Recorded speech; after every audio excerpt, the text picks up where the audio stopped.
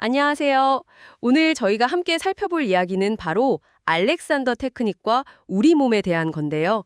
혹시 예전하고 다르게 몸이 좀 뻣뻣하다거나, 뭐랄까, 어릴 때처럼 막 자유롭게 움직이는 게 좀 어렵다, 이렇게 느끼신 적 없으세요? 아, 정말 마르시걸요. 허리 아프고 목, 어깨 이거 너무 흔하잖아요.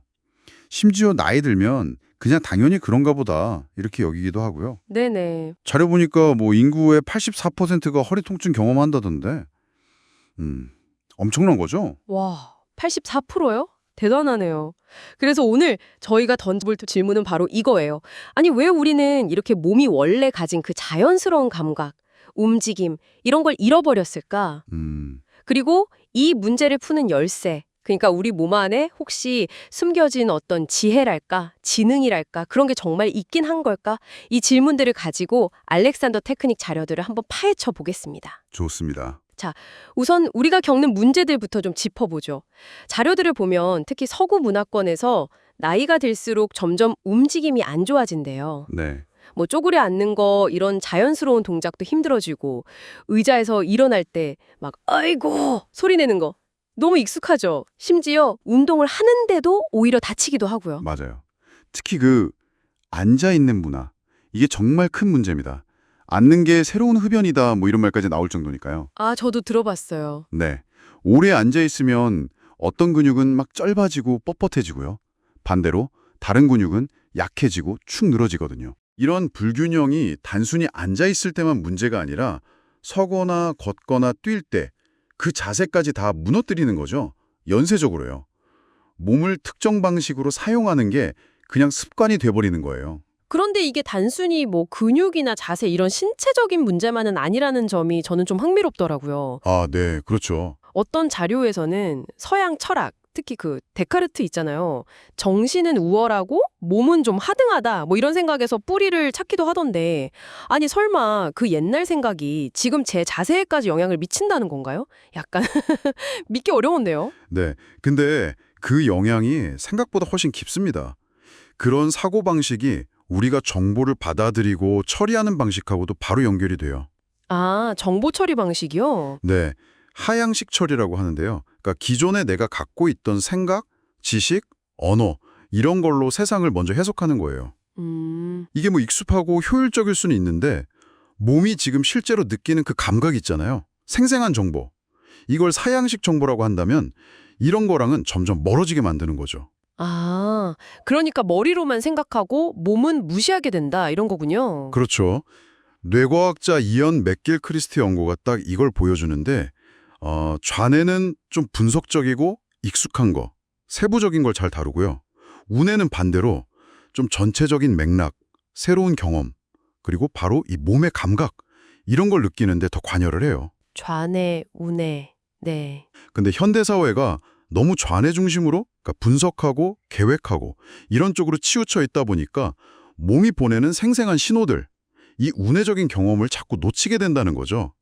이게 바로 우리가 몸의 지혜를 간과하게 되는 아주 중요한 이유 중 하나입니다. 몸의 지혜, 몸의 지능. 듣기만 해도 뭔가 좀 신비로운데요. 그럼 구체적으로 우리 몸 안에 어떤 종류의 지능이 있다는 걸까요? 우리가 아는 오감 말고 또 다른 감각들이 있다는 말씀이시죠? 네, 맞습니다. 흔히 아는 시각, 청각 이런 오감 말고요. 예를 들어서 내 팔다리가 지금 어디에 어떻게 놓여 있는지 눈 감고도 알잖아요. 네네. 그걸 고유 수용성 감각이라고 하고요. 또 몸 안의 상태, 그러니까 뭐 배고프다, 피곤하다, 아니면 감정 때문에 어디가 좀 미묘하게 긴장된다. 이런 걸 느끼는 걸 내수용성 감각이라고 해요. 아, 내수용성 감각? 네, 바로 이 내수용성 감각, 그러니까 몸 안의 소리에 귀 기울이는 능력이 정말 중요합니다. 우리는 근데 종종 피곤해도 그냥 참고, 불편해도 무시하고, 그렇게 배우잖아요. 네, 그렇죠. 일단 하고 보자, 이런 식으로. 맞아요. 하지만 몸은 그냥 뇌가 시키는 대로만 움직이는 그런 수동적인 기계가 아니거든요. 주변 환경이랑 계속 상호작용하면서 스스로 최적의 상태를 찾아가는 굉장히 정교한 자가조직 시스템이에요. 스스로 상태를 찾아간다. 네, 최근에 뭐 근막 연구나 신경계 연구 같은 것들이 바로 이 몸 전체가 어떻게 유기적으로 연결돼서 소통하는지, 즉 몸의 지능을 밝혀내고 있는 거죠. 그렇군요. 몸이 스스로를 조절하는 지능이 있다면 그럼 우리가 그동안 막 굳어진 나쁜 습관 같은 걸 버리고 그 지능을 다시 깨울 방법도 있다는 거네요? 그렇죠. 알렉산더 테크닉 자료들이 바로 여기서 해답을 주는 건가요?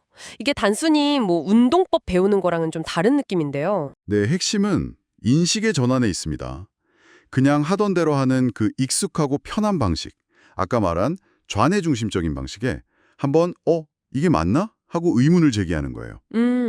의문을 제기한다? 네, 그리고 좀 불편하더라도 몸이 실제로 뭘 느끼는지, 이게 운해적이고 상향식 정보죠. 여기에 주의를 기울이는 알아차림, 이게 필요합니다. 예를 들어 팔짱 낄 때 늘 하던 쪽 말고 반대로 한번 껴보세요. 엄청 어색할걸요? 아, 네, 그러네요. 진짜 어색한데요? 네, 익숙하다고 꼭 좋은 건 아니라는 거죠. 알렉산더 테크닉에서 말하는 억제, 영어로 이니비션이라고 하는데 이게 바로 이 지점에서 중요해요. 억제요? 네, 이게 그냥 동작을 딱 멈춰라 이런 뜻이 아니고요. 어떤 자극에 대해서 늘 하던 대로 반사적으로 확 반응하기 전에 아주 잠깐 멈추고 생각할 공간을 의식적으로 만드는 거예요. 아, 잠시 틈을 두는 거군요. 그렇죠. 일종의 고요한 주의 집중 상태랄까요? 그 짧은 틈을 통해서 우리는 그냥 습관대로 반응하는 대신에 몸의 감각에 귀 기울여서 더 나은 선택을 할 수 있게 되는 거죠. 몸 스스로 최적의 균형과 움직임을 찾아가도록 도와주는 겁니다. 아, 그렇군요. 오늘 이야기를 쭉 들어보니까 우리가 몸의 자연스러운 움직임을 잃어버린 그 배경에는 단순한 습관뿐 아니라 어떤 생각의 틀, 심지어 문화적인 영향까지도 꽤 깊게 얽혀 있다는 걸 알게 됐네요. 네, 맞습니다. 그리고 그 해결책은 단순히 몸을 막 단련시키는 걸 넘어서 내 몸이 보내는 아주 미세한 신호나 감각에 다시 주의를 기울이는 알아차림, 여기에 있다는 점도요. 정확합니다. 핵심은 그거예요. 몸을 그냥 내가 쓰는 도구 이렇게만 볼 게 아니라 스스로 환경과 소통하면서 계속 균형을 찾아가는 어떤 지혜를 가진 존재로 인식을 전환하는 거죠. 네. 머릿속 생각의 틀에만 갇혀있지 않고 몸의 경험과 감각을 다시 이렇게 연결할 때 우리가 잃어버렸던 어떤 조화로움 그리고 효율적인 움직임 이런 걸 되찾을 수 있을 겁니다. 뭐랄까 분석적인 좌뇌와 경험적인 우뇌가 같이 춤추게 하는 거죠. 좌뇌와 우뇌가 함께 춤춘다. 멋진 표현이네요. 자, 그럼 마지막으로 청취자분들께 이런 질문을 한번 던져보고 싶습니다. 만약 여러분의 몸이, 여러분의 의식적인 마음이 지금 이 정도면 됐어. 이게 최선이야. 라고 생각하는 것보다 훨씬 더 건강하고 훨씬 더 효율적으로 기능할 방법을 이미 알고 있다면 어떨까요? 이 질문을 오늘 하루 잠시 마음에 품어보시면서 여러분의 몸을 조금은 다른 시선으로 한번 느껴보는 시간을 가져보시는 건 어떨까 싶습니다. 저희는 다음 시간에 더 흥미로운 탐구로 다시 찾아뵙겠습니다.